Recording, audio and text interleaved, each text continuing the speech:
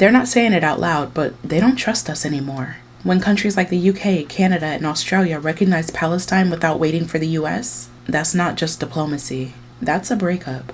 And if you know your history, America used to be the one calling the shots. So let's be clear, the UK, Canada, and Australia didn't just wake up one day and suddenly find their conscience. They've always played it safe on Israel-Palestine affairs, following US lead, and nodding along to peace talks backing the billions in aid. The vetoes, the silence, that just changed. These countries are done pretending, because the genocide is no longer deniable. The footage, the airstrikes, the starvation, it's everywhere.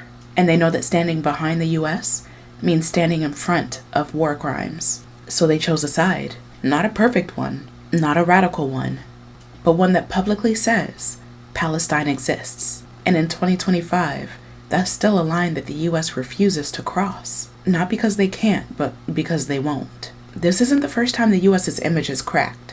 It happened in Vietnam, in Iraq, in the years after 9/11, when torture was renamed as enhanced interrogation. And every time our allies just looked the other way, because America was too big to challenge. But now, America's slipping. We're not the only superpower anymore. And we've spent decades using freedom like a smokescreen, arming dictators, silencing whistleblowers, surveilling journalists, and criminalizing dissent at home.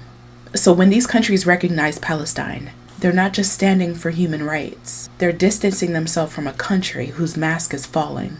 And fast. The global shift away from US's moral leadership isn't just about Palestine, though. It's about everybody who's ever looked at America and just seen hypocrisy. From Flint to Gaza, from Standing Rock to Sudan, from HBCUs getting bomb threats, to journalists getting silenced for saying ceasefire. America isn't losing credibility because of bad PR. We're losing it because people are watching.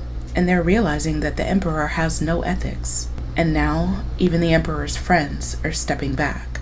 When the US said nothing as bombs fell on children, the world took notes. When the US called it defense, everyone else called it genocide. And now the same nations that once whispered behind closed doors are signing declarations in broad daylight. Because America didn't just fall from grace. We jumped. Free Palestine.